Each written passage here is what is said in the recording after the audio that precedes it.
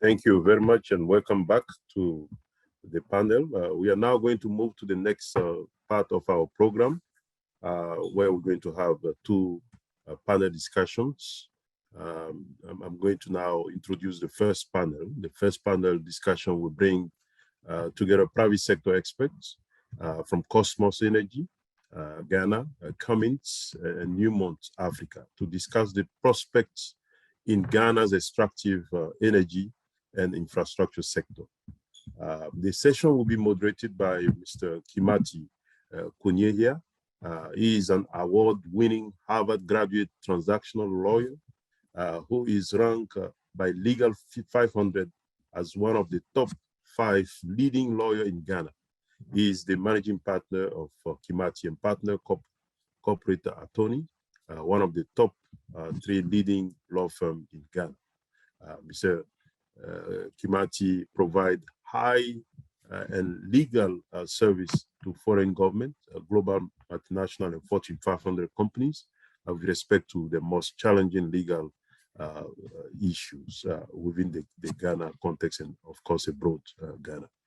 Now, this panel is going to really take the time to explore how Ghana can ensure that its extractive resources are exploited in a sustainable manner, and also further explore how Ghana can ensure reliable and consistent energy supply to enhance economic growth and investments. The panel will also discuss the implementation of the current PPP law in Ghana. So we're looking forward to really hear from this distinguished panel. Mr. KIMATHI, I would like to hand over the floor to you now to take us through this panel. Thank you.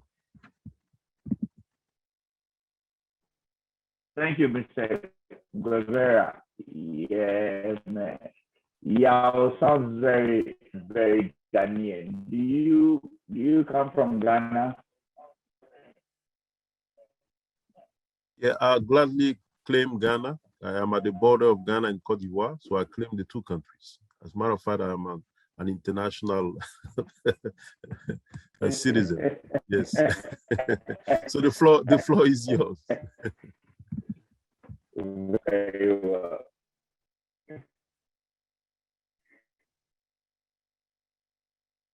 Thank you very much. Yeah. Thank you, and thank you very much for the very kind introduction. I have a panel of 3 people, Mr. Appia, Kyei, and then Rahman, Abdul, and then I have my very good friend Bright from the Appolonia city. So sorry, the Mr. very KIMATHI. biographies are already in sorry, Mr. KIMATHI.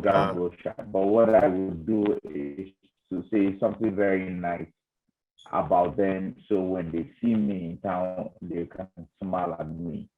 So Mr. KIMATHI, can you put your video off? What in Ghana you call a very big man, a proper big man. Yes. Yeah, put your video off so that you have more bandwidth. It seems like the connection is not too well. Can you put your video off? Yes.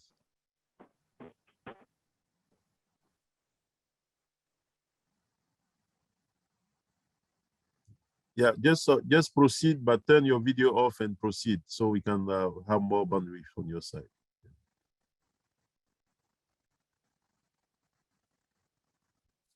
Hello.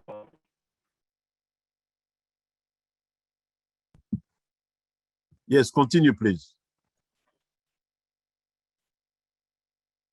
Hello. Yes, proceed. Carry on, please. Okay, you can hear me now. Okay. Thank you very much. So I have a panel of 3 people. There is Mr. Appia, and then there is Abdul Rahman Amoadu, and then there is Bright, who works with Appolonia. So I would say very brief words about them, since their detailed introductions are in the brochure. So Mr. Appia works in Kosmos, but he's one of those people that in Ghana parlance we call a proper big man. For oil, he's not only a paysetter, but he has been in the oil industry for a very long time. He's one of those people that they say he has seen it, done it, and probably would say literally conquered all. He is one of the most sought out professionals in the industry. And at the moment, he prides his trade and works for Tallow. He worked previously for Tallow, BP, GMPC. And now he does a lot of work for Kosmos as their commercial and new ventures director. So, Mr. Appia, it's a pleasure to have you on the panel. Thank you.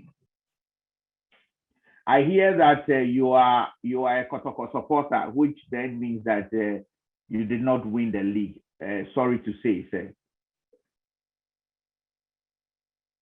By default, I have a traditional role in Kumasi, so that makes me automatically a Kotoko supporter. Very well. Good luck next time.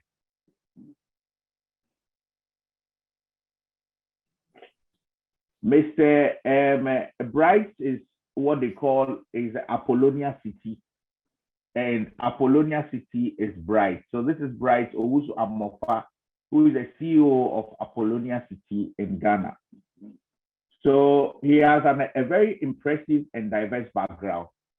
He studied physics, and then he abandoned the swinging of the pendulum, Hooke's law, and the law of gravity to be at the forefront of real estate innovation.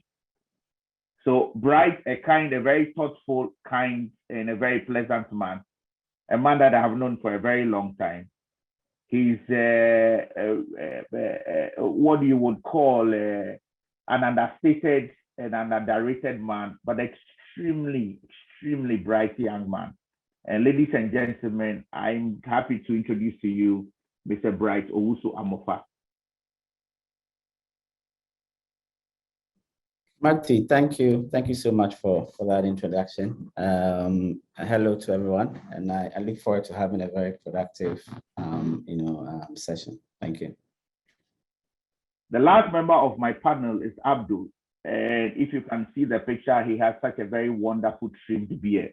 You would wonder whether he's a true accountant or a figures man. So Mr. Abdul is one of those people you call a figures man, a proper chartered accountant, worked with Maersk and worked with many, many other companies, and now helps Newmont to make a lot of money in Ghana.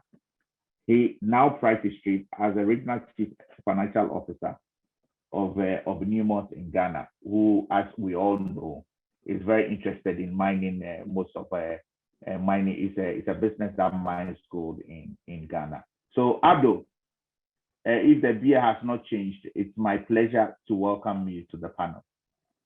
Thank you so much. And the beard has not changed. And I'm happy to be here. And for everyone who needs a bar of gold, let me know. I'll ship one to you. Thank you very much. I would get straight into the question. And I think I will start with you, Abdul.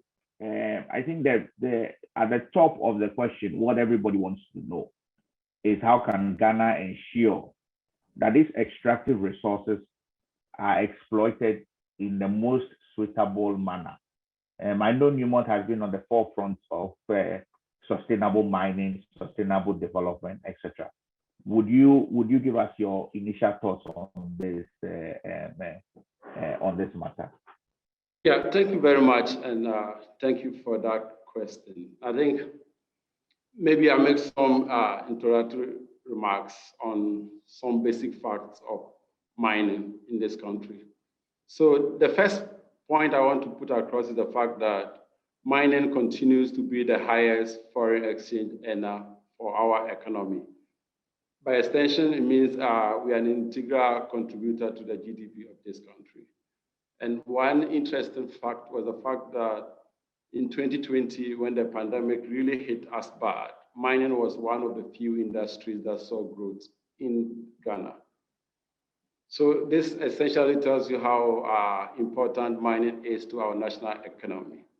However, like most natural resources, mining resources are finite. So it's very important that as a people and as a country, we are making sure that we are exploiting these resources in a way that benefits the host countries, in this case, Ghana, and the communities in which we work.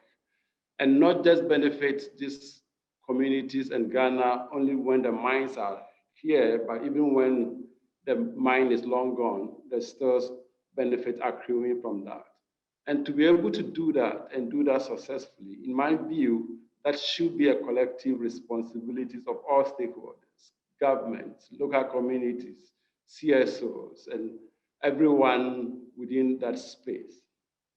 Now, it looks a bit labored, but the pillars of environmental and social governance framework, the ESG that's being preached all over the world, I think for me, those are the three pillars that we need as a people to focus on to ensure that we are exploiting these resources in a very sustainable manner. Oftentimes, as a people, we are very reactive from the approaches we take. And if I take the first pillar of environment, now there's a lot of bad news on illegal mining and the damage they're doing to our environment. But these things do not spring up in a day. It builds up over time. And when big companies like Newmont and others come to town, oftentimes we don't get a lot of spotlight on them. But in the beginning of the arrangements of the contract, that's where it's important to ensure that these companies are signing up to the most stringent environmental commitments. In most cases, if the companies are big brands like Newmont, they do, but we need to ensure that every single company that is exploiting resources in our space is living up to the highest standard possible. Oftentimes, maybe in our desire to bring in investment, the standards are not high enough. Companies like Newmont, as an example, if you go to our Achim mine, we are required to do biodiversity offset program. For every land we disturb, we are supposed to rehabilitate an equal portion. What we did as a company is to say, on top of that, for every hectare of land that we impact, we will reforestate 3 more hectares. So at this point, we have 300 hectares of reforested land. Not every company sign up to that. And I think it's important that authorities are ensuring that people are signed up to those high standards. In terms of governance, I think the most important thing is that we are ensuring from the national government to the local government that we have the structures in place to monitor that these companies are doing what they are supposed to do in law and what they have signed up to do.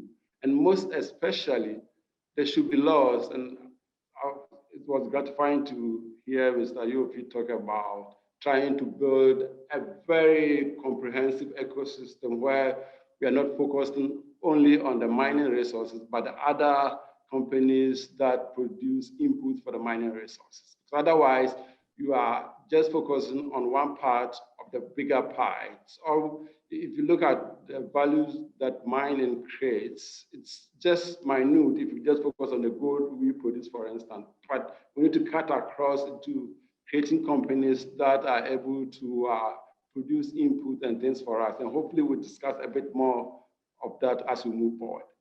And the last pillar that I want to make reference to, which is the social phase, and that's where my heart is at. For most people, they see that our resources are going to be forever. It's not going to be forever. We'll get to a point where we might not have gold in Ghana to mine.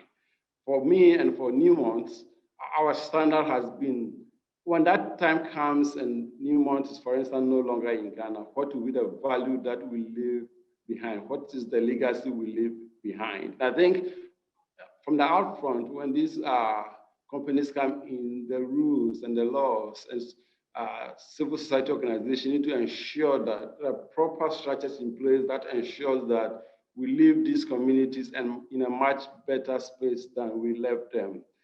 As an example, Newmont, once again, and most other mining companies too, that we have these development foundations where we contribute money into it.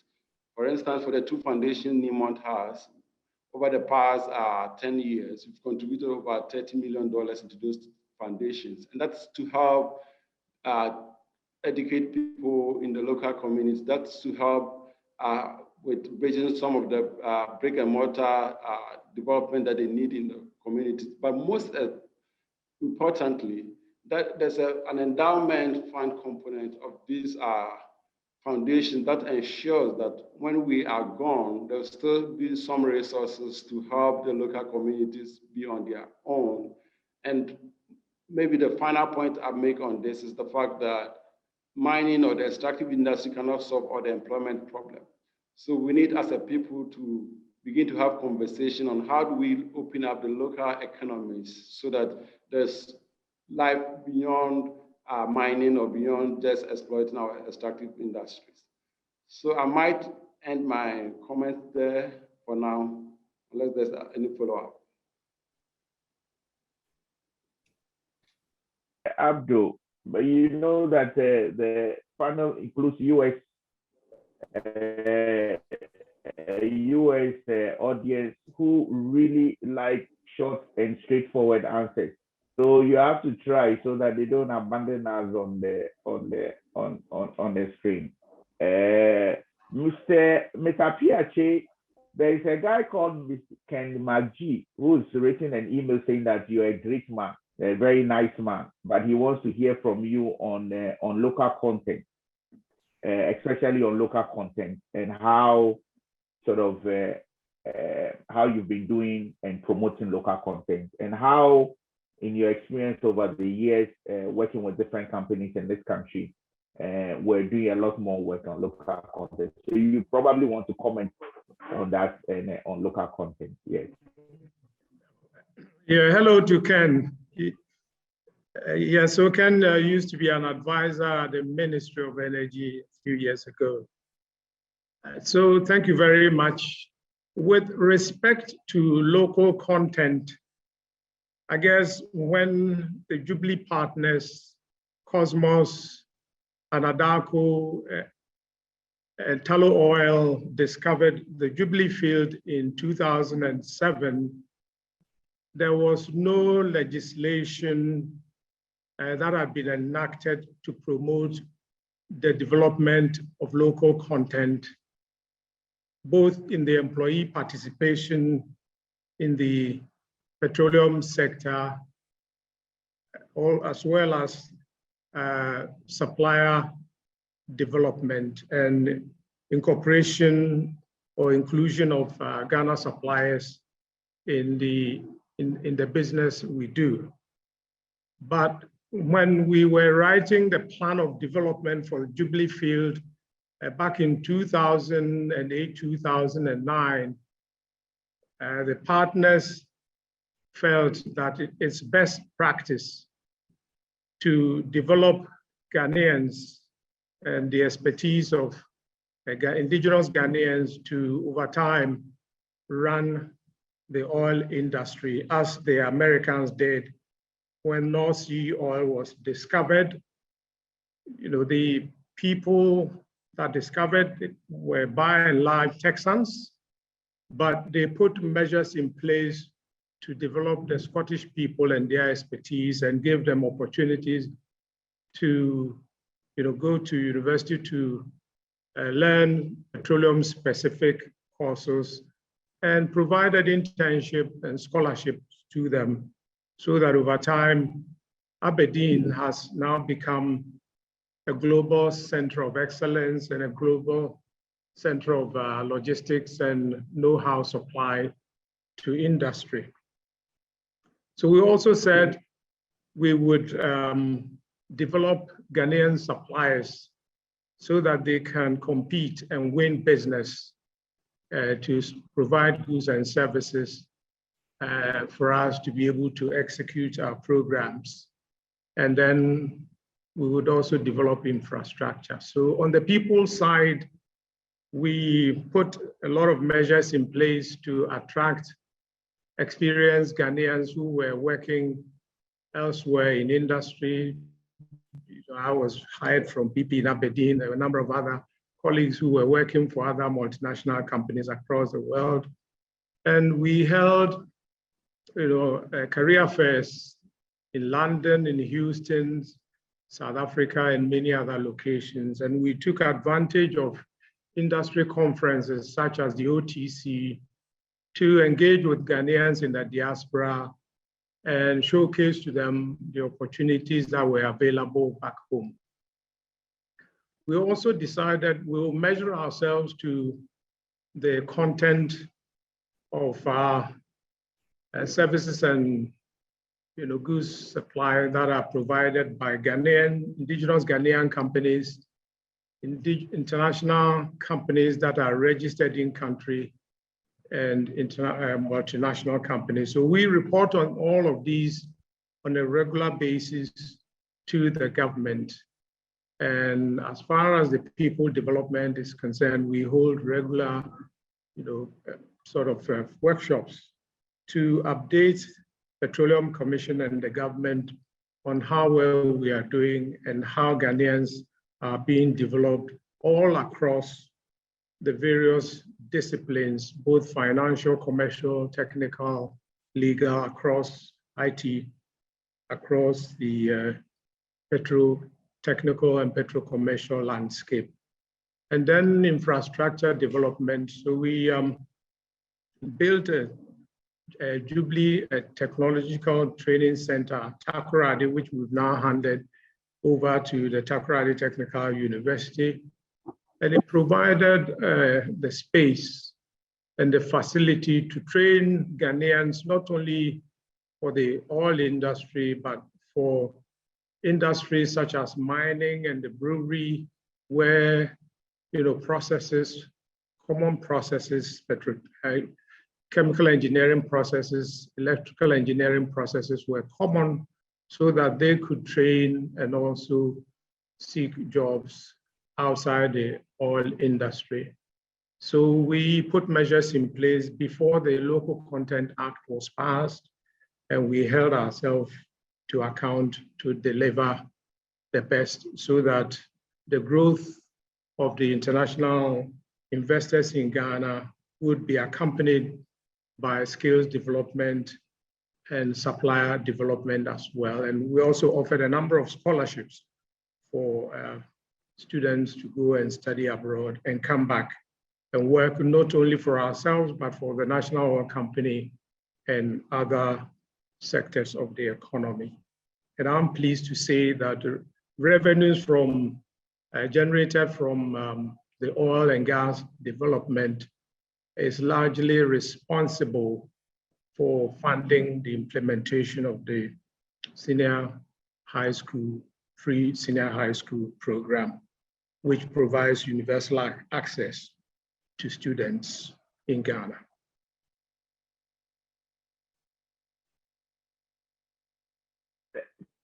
Thank you very much, Mr. Appia. I'm sure that your friend would be very happy that you have answered the question very well. Bright, housing is a big issue in Ghana. Housing is a very, very big issue in Ghana. There's a lot of infrastructure deficit, housing deficit in Ghana.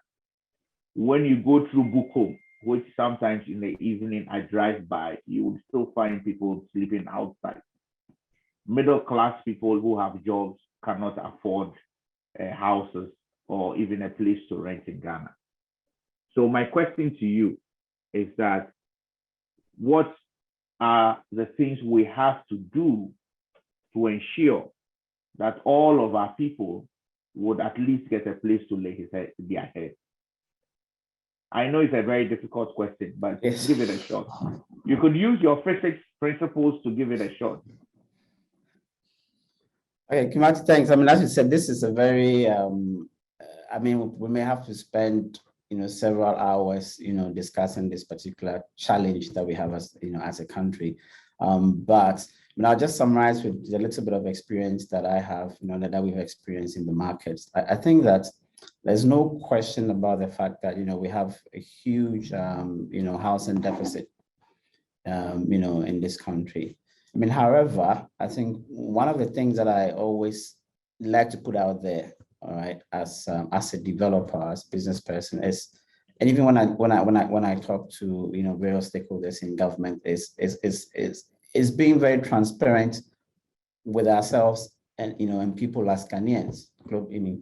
Even in some of the very advanced countries, not everybody will own a house in their lifetime. So that's one of the things that I say. Not everybody will own a house in their lifetime. I mean, it doesn't necessarily mean that as an individual, you are not successful, you haven't achieved something in life. In fact, if you go to certain advanced markets, in New York and some places, where even housing is, when I talk about cheap, what I mean is that access to financing, is cheap. There are people who have taken a conscious or deliberate effort not to buy, but to rent for the rest of their life. So I just want to put out there that not everybody will essentially own a home in their lifetime. And, unfortunately, that is the fact.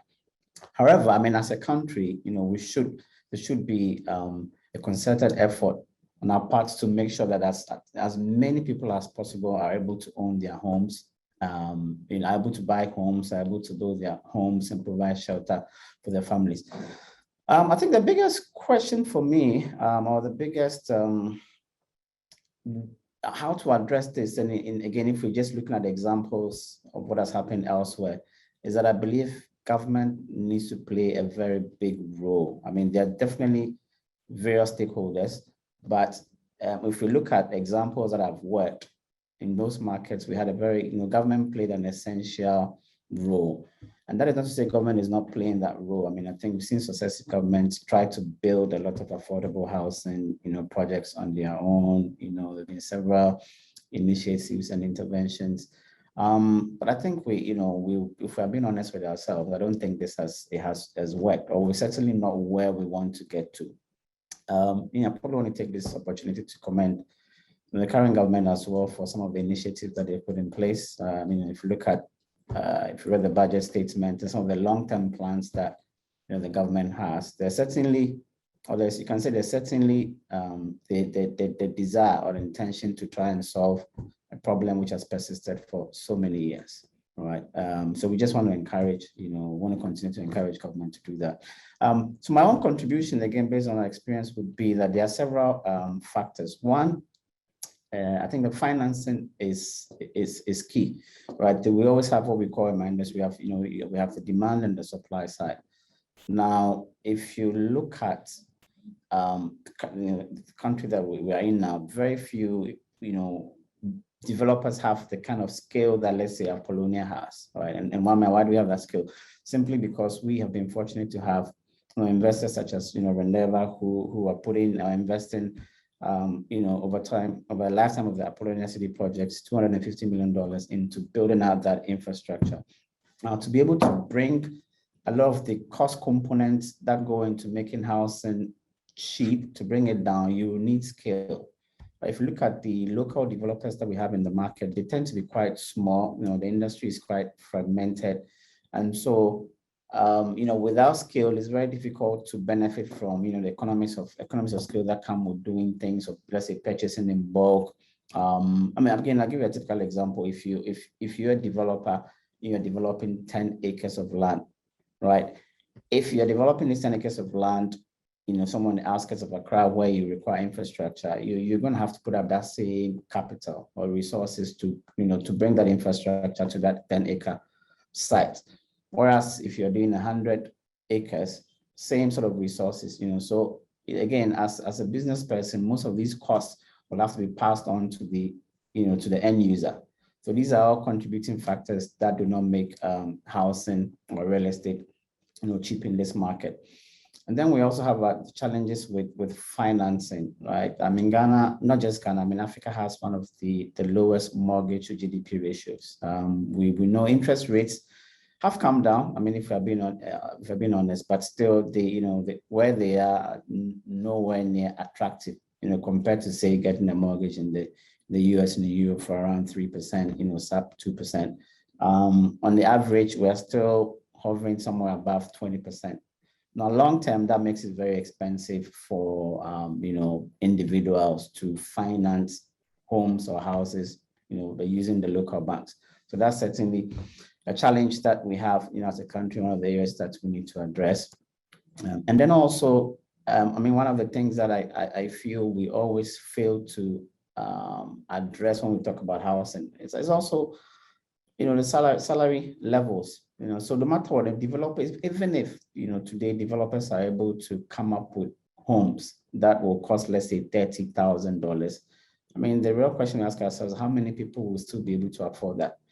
Right. So there is definitely, a conversation to be had about the salary levels in this country, what your average Ghanaian earns, and whether or not what they're earning is enough to be able to purchase a home. That's a conversation. I certainly don't have all the solutions to that, but that's one area that we need to look at. How we can support them when we come in as private, developers, like I said, is that, we, for instance, are investing, significant amount of, capital in infrastructure, making sure that we are providing or building a community that has all the basic amenities that, individuals would require. And for instance, we've come up with, several products, flexible products that people can, can opt for, in building their dream home. So if you wanted to buy land, we have products that people can buy land, take their time to build. If you want to build a home, we have homes as well that are already, turnkey that, you can buy. And even when it comes to land, we have various product offerings, fully serviced, partially serviced, that, various individuals can go for, right? But so again, KIMATHI, back to your question. I think that, we have a huge housing deficit in this country. To summarize, I believe there has to be, a sort of a more collective effort between government and local developers to work together to try and address this housing shortage. We have, there are several, should I say, suggestions that, again, in some of our interactions with the stakeholders, I've suggested and we bring up in this dialogue. And some of these include, like incentives, giving companies that have the experience in doing such large-scale housing projects incentives to come in, and replicate, similar projects here. And, and what this does, I feel, is that it actually even makes governments work, much easier, as opposed to doing some of these projects themselves.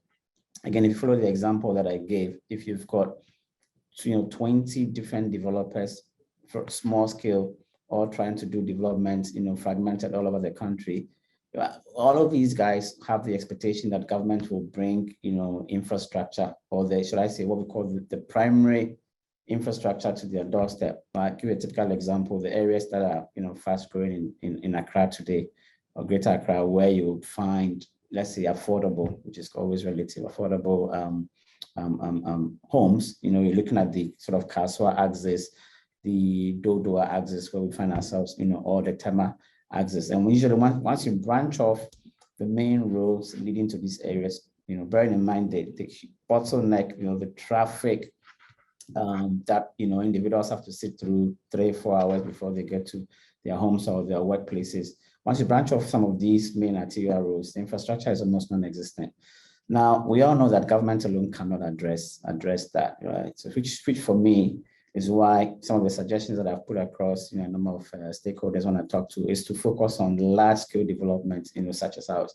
What that means is that government is only investing in bringing infrastructure to, a huge development, and then various developers can all come together, take up, small pieces of land or acreages in this area, and and develop, and also giving, and then give them some sort of incentives, right, to develop, affordable homes. If you speak to most developers, to tell you, it's the same headache that you go through, right, in developing a high-end home, compared to an affordable housing. So, typically developers tend to go towards, the high-end side, where the margins are much, much higher. And so there will have to be a lot of incentives and some of these things that are given out to developers to encourage the private sector, to go into affordable housing. I think, so maybe these are some of the challenges that we have, some of the experiences that I want to share. But KIMATHI, as the conversation progresses, and I'm more than happy to to maybe go a bit deeper if that's the case. Much. Thank you very much. My next question goes to Mr. Appia. Mr. Appia. Yes, please. There's a big conversation in the world now about climate change and how what you're doing in the oil industry is pretty much a waste of time, to put it bluntly. Renewables have become the big talk now. People are talking about even using oranges to power cars, and that the work you're doing now is not going to work. I want you to speak a little bit about the oil industry vis-a-vis the future, which generally is dealing more or having a conversation generally more about renewable energy and looking for other sources of energy.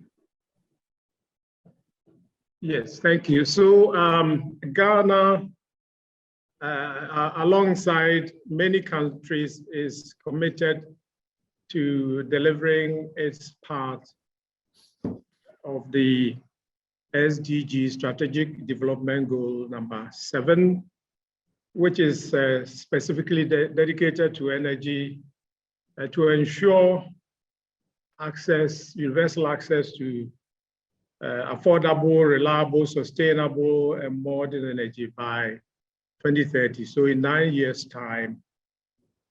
But Ghana also needs to address poverty in the country.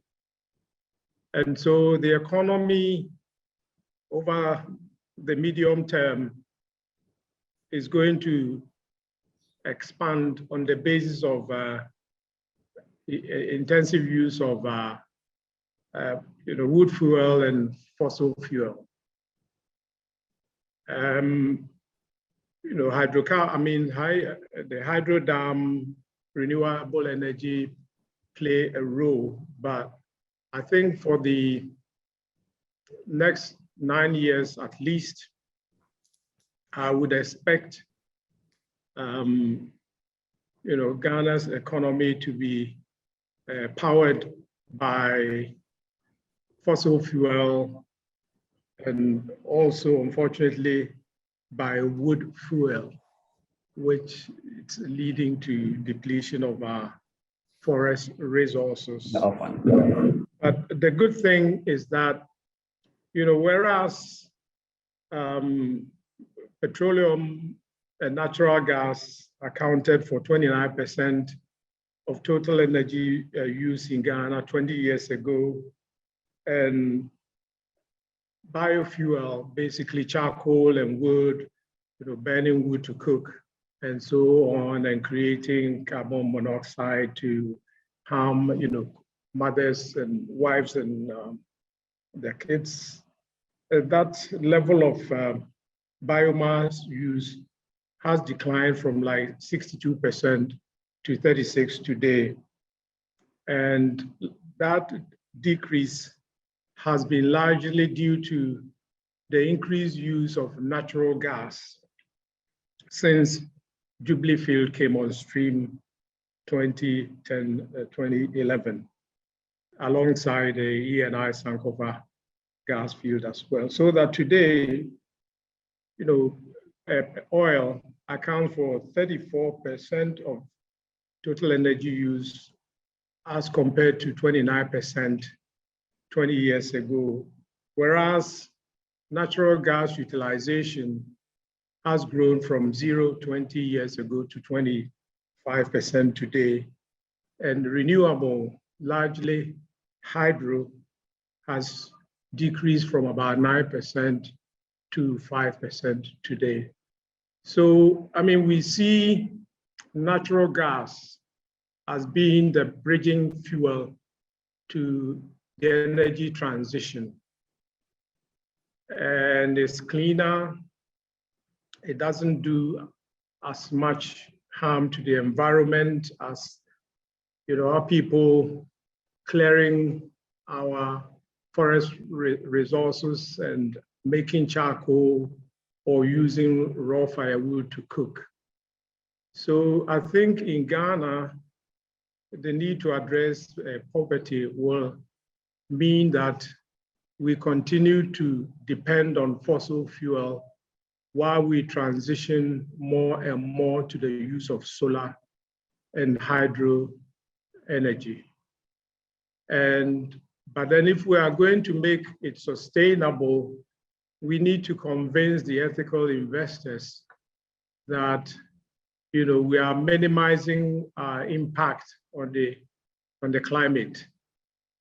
So a number of the oil companies have committed themselves to what is called the net zero strategy, whereby we'll continue to produce oil, but to get a license of governments and especially the citizens of the world, and then the funding banks, we need to contribute to reduce greenhouse emissions, while recognizing that countries like Ghana, we need time and we need a bridging fuel to be able to successfully transition into cleaner energy and into higher reliance on renewable energy that doesn't pollute the environment.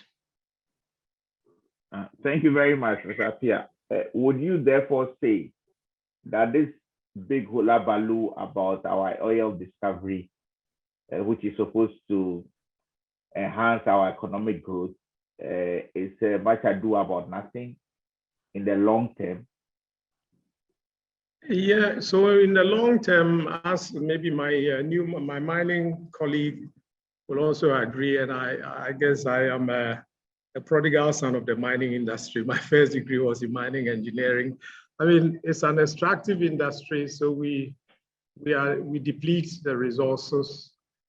And so one of the key requirements, both mining and oil and gas, is to replace our reserves. So we depend on governments to make available exploration acreage so that we can explore and replace reserves. So in the case of Ghana, we've been extracting what we've discovered, but we need to do more to promote, this new investment in the unexplored, especially in the unexplored acreage that we have both onshore and offshore, and also to utilize existing technology to enhance recovery of oil and gas from what we have already discovered, so that we make the most efficient and most economic use of the resources we have. And I guess use the revenues that fossil fuels generate to transition to investment in other sources of energy supply. Thank you very much. I'm going to ask my last question, and this goes to Mr. Abdul. Why should anybody at all who has money invest in Ghana? Give me 3 reasons why anybody who has Ghana should invest in your sector, which is the mining sector.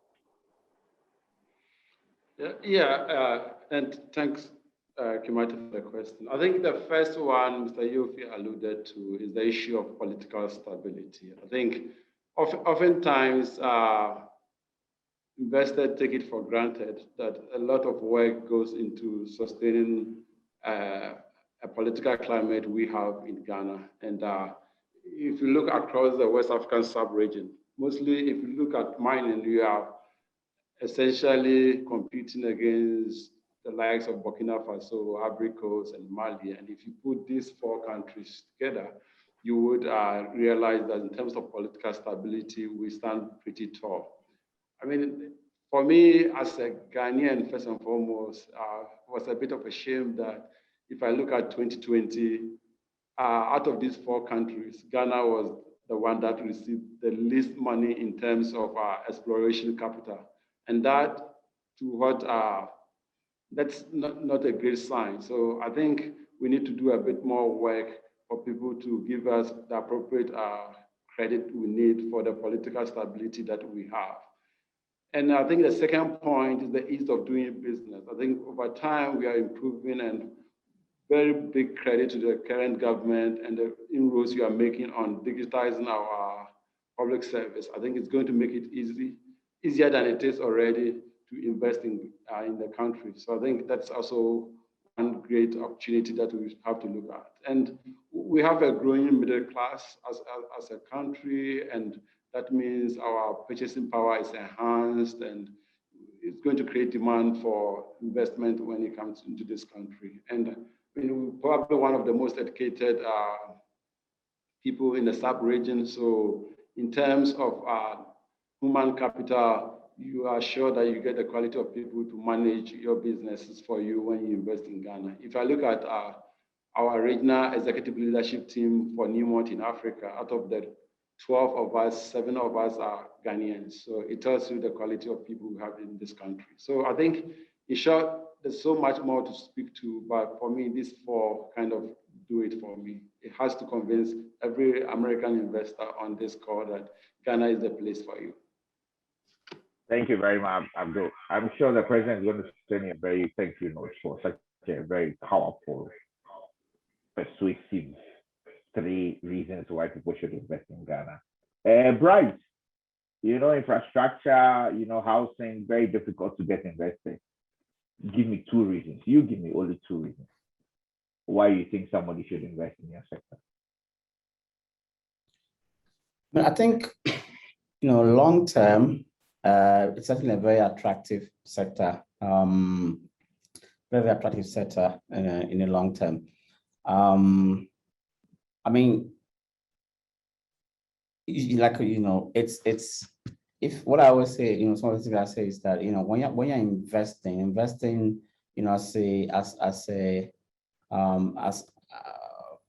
as a developer, or let's say as an investor, it shouldn't just be driven by financial returns only, right? Whatever it is, what the business model should also focus on improving the livelihood or lives of people, right? So if you're looking for one of the sectors where it's not extractive. If you look at the project that we are doing, for instance, we're investing in power, we're investing in water, we're investing in roads, and these are all going to benefit the livelihood of Ghanaians as a whole. Again, just like I think the mining industry and perhaps the oil and gas industry as well, we find that our real estate sector is somehow denominated in USD, so that also makes it quite attractive, in terms of return, for foreign investors. Then let's not forget about the demand. There's a huge demand. There's a huge, housing deficit, a huge deficit in infrastructure. So again, long term, that's certainly a sector where there are a lot of prospects. If you look at the long-term growth prospects of the country, I talked earlier on about salary levels. The country, as the country continues to grow, the expectation is that income levels will go up. The middle sector is growing. So what that means is that, over time, again, as a long-term, investment, we look at the situation whereby as incomes grow, as the middle sector grows, certainly the first thing that, most individuals think about is investing in housing or property, because Ghanaians, like most people, are very aspirational, so it's certainly, very, interesting and a good sector to focus on. I mean, but aside that, too, the returns are, like I was saying, I think the returns are also decent. So, in summary, you would be investing in a sector where it has a very good long-term prospect. And then secondly, you're doing good by investing, not necessarily extracting, but, you're investing in infrastructure and providing the basic amenities that, individuals and Ghanaians would require.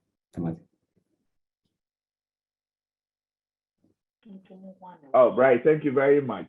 Thank you very much. Ms. Appia. Yes, sir. You give me only one reason why somebody should bring their money into your oil industry, which the people in the West are saying that they don't want to follow. They want to go into renewable energy. That's one reason. Okay, so one reason, and I think Mr. Yofi Grant mentioned that, while the West is switching from cars that require petrol and diesel to cars that run on electric. They are relocating their plants here in Africa. And so when you look at the landscape, you'd realize that there's still going to be a future for our business while the world transitions. So we are going to be depending on petrol and diesel for transportation, as we do currently to some extent, or to a large extent, while we develop the infrastructure that will make it possible for somebody who lives in Tamale or Takoradi to be able to have a charging point to charge their electric car, should they choose to buy one. And also to help, for example, the mining industry. At the moment, they depend a lot on, say, diesel for their heavy earth moving equipment. So compressed natural gas, for example, could be a substitute fuel, which will reduce carbon emission and hopefully also make a commercially attractive business sense, because it will be more efficient and cheaper to switch. So I think companies like Cummins and Caterpillar are probably going to increase their investment in the conversion of diesel-fired car engines to natural gas. And the extractive industry is a big segment of the economy of the continent. So for regular transportation reasons, and also as a fuel for the mining sector, petrol, diesel and natural gas are going to still be needed if our people are going to emerge out of poverty to transition into developed economies as part of the strategic goals of the United Nations. Very much, Mr. Appia. Mr. Appia, ladies and gentlemen, thank you very much for joining us. We were very privileged and honored to have three panelists. Next time, I would ask the chamber to always have a woman on any panel that I'm moderating. So that's for you, Mr. Maggi, Simon Maggi, who, of course, I need to take the opportunity to thank very much, and Mr. Yao Guevara, who, as you know, has a name that is much more Ghanaian, but does not live in Ghana. Owusu-Amofah, who is the CEO of Appolonia City, a guy who spent all his life studying physics and then decided to become a real estate man.